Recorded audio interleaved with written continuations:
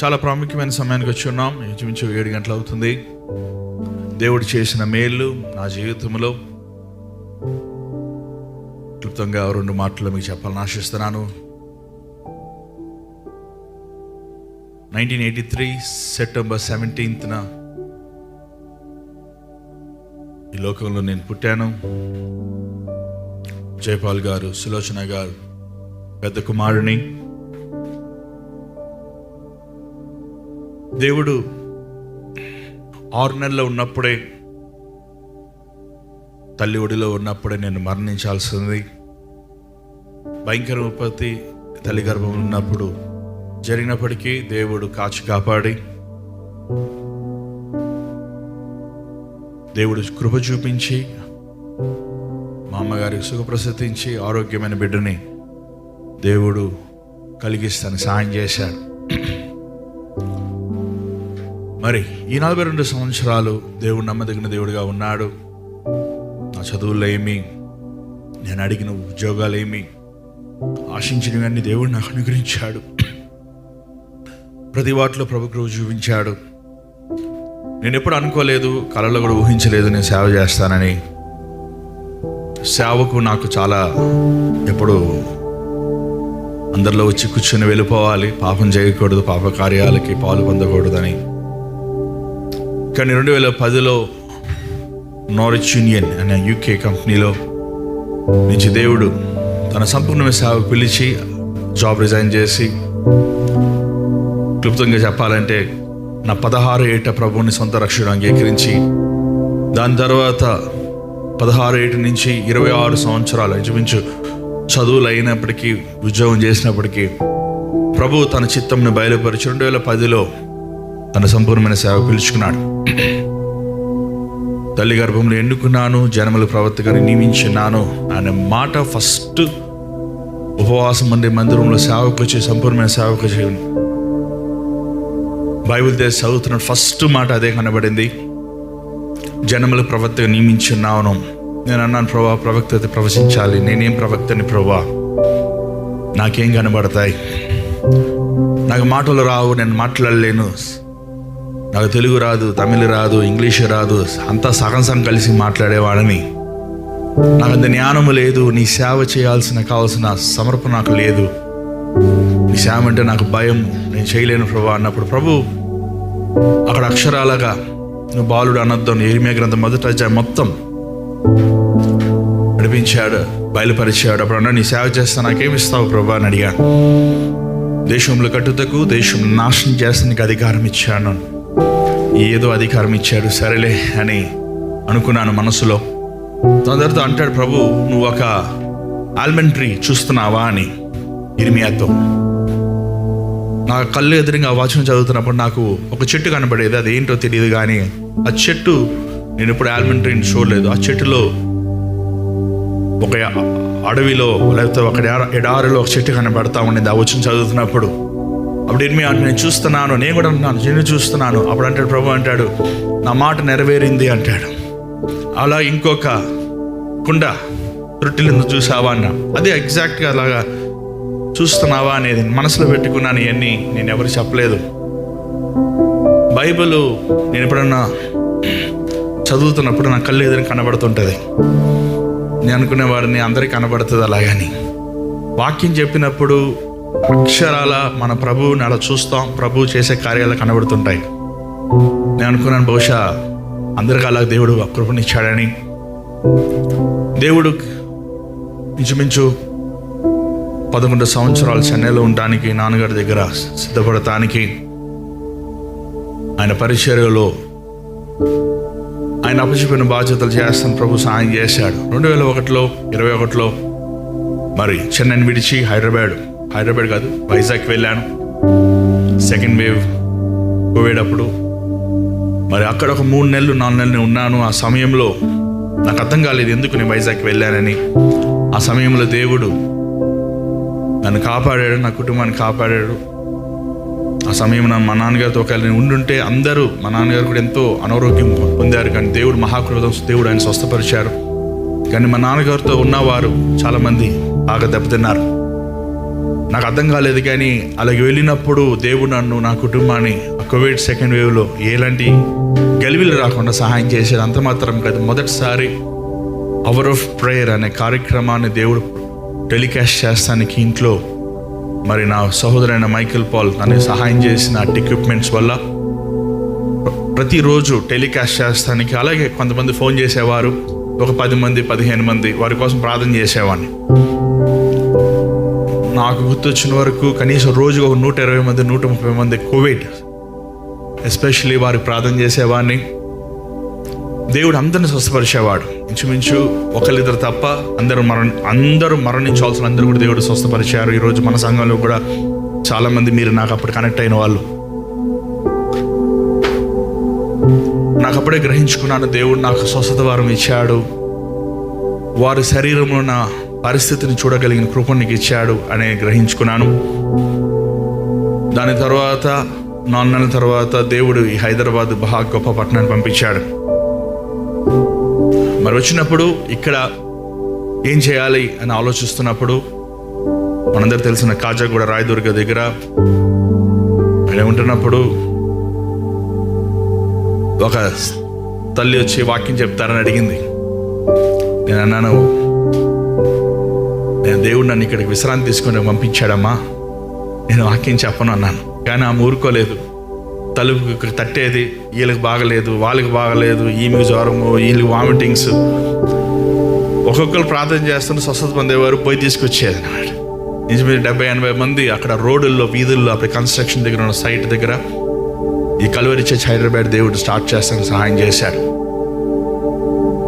అనేక దేశములు, పల్లెలు, గ్రామాలు వెళ్ళి ఒక సువార్థికుడిగా నేను ఉన్నప్పటికీ సువార్థికుడిగానే ఉండాలని ఆశించాను. కానీ దేవుడు సంఘమును స్థిరపరిచేది కూడా దేవుని ఉద్దేశం అనేది నేను గ్రహించుకున్నాను. ఓ రోజు భర్త సింగయ్య గారు సాక్ష్యం చదువుతున్నప్పుడు ఆయన ఒక సువార్థికుడిగా అనేక స్థలాలకు వెళ్ళేవారంట. ఆయన ఓ రోజు ఉపవాసం ఉండే దేవుని సన్నిధిలో ఇదే హైదరాబాద్లో ప్రార్థన చేస్తున్నప్పుడు దేవుడిని అంట, నువ్వు సంఘమును స్థాపించాని. ఒక ఇల్లు అద్దెకి తీసుకుని ఆయన ఆ ఇంట్లో సంఘాన్ని స్టార్ట్ చేశారు, హెబ్రోన్ చర్చ్. దేవుడు ఈరోజు 10,000 సంఘాలను చేశాడు. ఆయన సువార్థికుడికి పిలుపుగా ఉన్నప్పటికీ అది దేవుని ఆలోచన అలాగుంది, అలా మారుతుందని నేను గ్రహించుకున్నాను. అదే విషయము నా జీవితంలో ఇదే హైదరాబాద్లో దేవుడు చెప్పాలంటే ఒక ఇంటి కింద ఇంటిలో దేవుడు సంఘాన్ని స్టార్ట్ చేసిన కృప చూపించాడు. దాని తర్వాత 2022లో ఇదే స్థలంలో ఈ షేక్పేట్, మీ అందరూ తెలుసు, టోలీచౌక్, షేక్పేట్, మెహదీపట్నం, ఈ సంఘము లేని స్థలములో దేవుడు నిలబెడతానికి ఒక ధూప స్తంభంగా గత 3 సంవత్సరాలు ఇక్కడ దేవుడు సంఘాన్ని ప్రతి ఆదివారాన్ని కొనసాగిస్తానికి అనేక మంది ఈ హైదరాబాద్ ప్రాంతంలో ఉన్నవారు, చుట్టుపక్కల ప్రాంతంలో ఉన్నవారు వస్తున్నారు, వారు విడుదల పొందుతున్నారు. ఎప్పుడు ఇంకొక గొర్రెల్ని, ఇంకొక వారిని దోచుకోవాలనేది ఈ సంఘం ఉద్దేశం కాదు. ఖచ్చితంగా నేను పంపించేస్తాను, మీరు మీ సంఘానికి వెళ్ళండి అని. అలా దేవుడు ఇంతవరకు నడిపిస్తున్నాడు. మరి ఈరోజు పొద్దుట, ఈ పొద్దుట కాదు, ఈ వారం అంతా చాలు ప్రభా, ఏలియాలాగా చాలు ఈ జీవితానికి, చాలు ఈ పరిచర్య, చాలు ఈ సేవ, 42 సంవత్సరాలు సంపూర్ణమైపోయింది, ఇంకేమి చేస్తాం అని మనసులో దేవునితో మొరపెడుతున్నప్పుడు దేవుడు మాట అన్నాడు, చాలు అనే మాట అనద్దు. నేను సేవకు వచ్చాక అనుకున్నాను, చిన్న సంఘం పెట్టుకొని లేకపోతే చిన్న సేవ చేసుకుంటే చాలు, దేవుడు నమ్మకం ఉంటే చాలు అని. దేవుడు అన్నాడు, చాలు అనద్దు. నా సేవకుడు నేను మోషేని పిలిచినప్పుడు మోషే అన్నాడు, నేను మాట్లాడలేని వాడిని ప్రభా, నాకు చేత కాదు అన్నాడు. కానీ చెప్పాలంటే దేవుడు తన మీద కోప్పడ్డాడు. చెప్పాలంటే దేవుడు నన్ను వాడుకునే సమయం ఇప్పుడే స్టార్ట్ అయిందని నమ్ముతున్నాను. దేవుడు తలంపులు గొప్పవి, దేవుడు తలంపులు ఉద్దేశాలు ఎంతో ఉన్నతమైనవి. ఈ సంఘములో ఎంతో మంది మేలు పొందారు. మనిషిని చూసి పొద్దుట ఒక బ్రదరు, ఆయన గ్యాస్ ప్రాబ్లం వస్తుంది, డాక్టర్ గ్యాస్ ప్రాబ్లం అన్నారు. దేవుడు అంటున్నాడు, గ్యాస్ కాదు, అది హార్ట్ ప్రాబ్లం. వెంటనే హాస్పిటల్కి వెళ్ళండి అంటే చెక్ చేస్తే హార్ట్ అటాక్ రిస్క్ ఉంది ఇమీడియట్గా. అంటే ఒకసారి ఆలోచించండి, ఒక సేవకుడు, ఒక మనిషి ప్రార్థన చేస్తామని అంత మాత్రం కాదు. ఎగ్జాక్ట్గా నీ ప్రాబ్లం చెప్తున్నాడు, వెంటనే వెళ్ళి నువ్వు వైద్యం చేసుకుని నువ్వు బ్రతుకుతావు అంటే, ఒక మనిషి ఒక సిటీ స్కాన్ లేకుండా, ఒక యాంజియోగ్రామ్ చేయకుండా అలా ఎంతమంది జీవితాలు ఈరోజు బతికున్నారంటే దేవుని కార్యం అండి. అదే శాఖలు చెప్పుకుంటా నాకు ఇష్టం లేదు, కానీ దేవుడు ఇచ్చిన వరం అది, ప్యూర్ గాడ్స్ గివెన్ గిఫ్ట్ అది. మరి నమ్మకముగా దేవుని సేవ చేయాలి, అంతం వరకు నమ్మకం ఉండాలి. ఈరోజు నిన్న నేను ప్రార్థన చేసుకున్నప్పుడు దేవుడు నాలో ఉన్న లోపములు ఎత్తి చూపించాడు. మనుషులతో ఎక్కువ సమయం గడపకూడదు. ఒక సేవకుడు, ఒక ప్రవక్త, అది ఫోన్ అవనవ్వండి, ఫోన్లోనే ప్రార్థన చేస్తానన్నమనవ్వండి, ఏదైనా సరే మనుషులకి దూరం అవ్వాలి. అది నీ భార్య పిల్లలు అవనవ్వండి. ఒక సేవకుడు ఎక్కువ సమయం దేవునితో గడపాలి.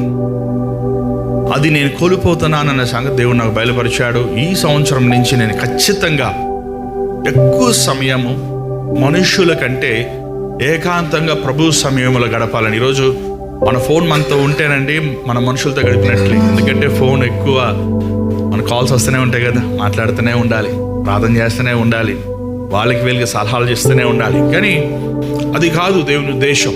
దేవుడు అంటాడు మోషేతో, నువ్వు కొండపైకి రా, 40 దినం 40 రాత్రులు ఉపవాసం ఉన్నాడు. సో అలా ఒక ఏకాంతమైన అనుభవం అనేది ఈరోజు ప్రస్తుత సమయంలో ఎంతోమంది సేవకులు కోల్పోతున్నారు.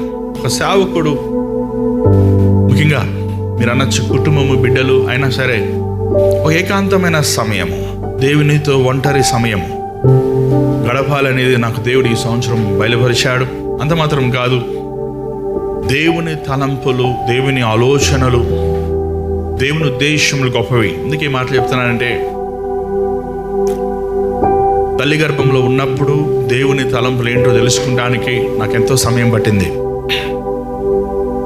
నేనెంతో ఆలస్యంగా నేను ప్రభు సేవలో వచ్చాను. కానీ ఈరోజు మీరు ఎంతోమంది దేవుని సేవ పిలుపు ఉంది. నేను అనేసారి అనుకునేవాడిని, బహుశా నా జీవితం అమెరికాలోకి వెళ్ళి యూఎస్లో సెటిల్ అయ్యి పెద్ద ఇల్లు కొనుక్కొని బాగా డబ్బులు సంపాదించి హ్యాపీగా ఉంటామనుకున్నాను. దాని తగ్గట్టు ప్రయాసపడేవాడిని. కానీ దేవుని చిత్తం అది కాదు, దేవుని ఉద్దేశం అది కాదనే స్థితిని గ్రహించుకున్నాను. కానీ లోపడటానికి ఎంతో సమయాన్ని నేను తీసుకున్నాను. నా జీవితంలో చెప్పాలంటే నేను చేసిన తప్పు నచ్చదు. ఈరోజు చాలాసార్లు మనము దేవుని అడుగుతుంటాం, దేవా నీ వాగ్దానాలు ఎందుకు నా జీవితంలో నెరవేర్చలేదు. బైబిల్లో ఒక మాట ఉంది, ఇదే అనుకూలమైన సమయము, ఇదే రక్షణ దినమని. దేవుడు ఒక మాట చెప్పినప్పుడు ఆ మాటకి ఎంత త్వరగా మనం లోబడతామో అంత త్వరగా తన ప్రభు చెప్పిన వాగ్దానాలు నెరవేరుతాయి. ప్రభు ఎప్పుడు ఆలస్యం చేసేవాడు కాదు, ప్రభు ఎక్కువ పరీక్షించేవాడు కాదు, ప్రభు ఎక్కువసేపు నాంచేవాడు కాదు, తేల్చేసేవాడు. ఏదైనా సరే ప్రభు ఏదన్నా ఆలస్యం చేస్తాడంటే అది మనలో ఉన్న అవిధేయత కానీ ప్రభులో ఉన్న అవిధేయత కాదు. చాలామంది మన అవిధేయతను చూసి ఏమంటారంటే, దేవుడు నన్ను పరీక్షిస్తున్నాడు అబ్రహాం లాగా, దేవుడు నన్ను శోధిస్తున్నాడు అంటుంటారు. దేవుడు శోధించేవాడు కాదు ఏమండి. కాబట్టి ఒకవేళ ఈరోజు మిమ్మల్ని దేవుడు సేవ పిలిస్తే, దేవుడు లోబడమంటే, ఏ విషయం అయితే ఆ విషయం మీరు లోబడండి, సమర్పించుకోండి, వెనక్కి చూడొద్దు. ఇంకోటి నేను గమనించాను ఏంటంటే, ఈ జీవిత యాత్రలో మనతోడు ఎవరు రారండి. నీకన్న బిడ్డలు రారు, తల్లిదండ్రులు రారు, తోడుకున్న సహోదరులు అక్క చెల్లెలు రారు, స్నేహితులు బంధువులు రారు, నీకు చెప్పాలని నీ భార్య భర్త కూడా రారండి. దేవుడు రేపు తీర్పు తీర్చేటప్పుడు కుటుంబంగా తీర్పు తీర్చడం, లేకపోతే దంపతులు తీర్పు తీర్చడం, ఎవరికి వాళ్ళదే. కాబట్టి దేవుడు మీకేం చెప్తున్నాడు, మీ తలంపులు, మీ పట్ల ఉద్దేశంలో ఏమున్నాయి అవి మీరు లోబడండి అంతే. ఫస్ట్ ప్రభువుని సంతోషపెట్టండి, ఎవరికి వారే. రెండోది, మీ సమయాన్ని వ్యర్థపరచుకోవద్దు, నీ యవన వయసు వ్యర్థపరచుకోవద్దు. ఈ రోజుల్లో యవన వయసుని వ్యర్థపరిచే 2 ప్రాముఖ్యమైనవి ఏంటంటే సెల్ ఫోను, రెండోది ల్యాప్టాప్. ఈరోజు స్నేహితులు కలుసుకుంటాం బహు తక్కువ, బట్ ఈరోజు ఈ టెక్నాలజీ ద్వారంగా ఎంతో విలువైన సమయాన్ని ఈరోజు వ్యర్థపరచుకుంటున్నారు. ముఖ్యంగా ఈ యూట్యూబ్ అవనివ్వండి, ఫేస్బుక్ అవనివ్వండి, సోషల్ మీడియా అవనివ్వండి, దేవుని వాక్యం అంటారు, చూస్తా అంటారు, కానీ ఎంతో జీవితాన్ని పాడు చేసుకుంటారు. మీ జీవితాన్ని పాడు చేసుకోవద్దు. పోయిన సమయము మళ్ళీ రాదు. మూడవదిగా, ఒక యవ్వనస్తుడు ఎక్కువ సమయము ఉపవాసం ఉండి ప్రార్థన చేయాలండి. ఈరోజు ఈ హైదరాబాద్లో నేను చూస్తున్నాను ఏంటంటే, యవ్వనస్తులు ఎక్కువ మంది తిండిపోతులు, తినకుండా ఉండలేరు. నేను 34-35 సంవత్సరాలు ఒక పూటే తినేవాడిని. నేను 12th స్టాండర్డ్ చదువుతున్నప్పుడు మా వైస్ ప్రిన్సిపల్ మా నాన్నగారిని అమ్మగారు రమ్మన్నాడు. ఎందుకంటే రాకపోతే మేము డీబార్ చేసేస్తా అంటే వచ్చారు మా నాన్నగారు అమ్మగారు. ఏంటి కంప్లైంట్ తెలుసా? జోసెఫ్ ఎందుకు తినడు? నేను తినేవాడిని కాదు. శరీరం నలగొట్టుకోవాలి. ఒక యవ్వనస్తుడు తన శరీరం నలగొట్టుకోవాలి.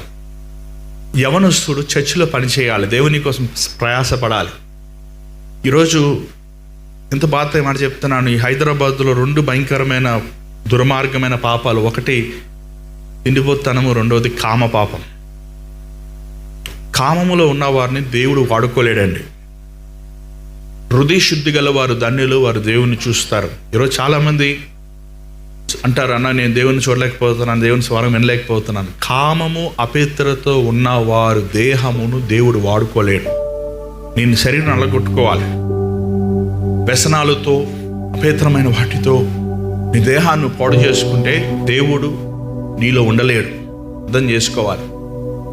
ముఖ్యంగా ఇంకొకటి, లోక స్నేహం. అన్యులు, రక్షణ లేని వారు, మారు మనసు లేని వారు, లేకపోతే దేవుని భయము లేని వారితో స్నేహము చేయకూడదు. ఇశ్రాయేలు ప్రజలు వాగ్దానం ఇచ్చిన వారు నశించిపోతానికి కారణము, రాలిపోతానికి కారణం ఏంటి? ఎవరిదంటే విస్తీర్ణ జనం అన్నది అన్ని జనులు. కాబట్టి ఈరోజు ఇక్కడ ఎవరైనా సరే యవనస్తులు మీ జీవితాలు ప్రభువుకు సమర్పించుకోవాలని ఆశిస్తే ఒక తీర్మానం చేయండి. ఖచ్చితంగా దేవుడు వాడుకుంటాడు. కానీ జ్ఞాపకం చేసుకొని, దేవుడికి ఎవరైతే సంపూర్ణంగా సమర్పించుకుంటారో వారి పట్లే దేవుడు తన చిత్తముని సంపూర్ణంగా నెరవేరుస్తాడు.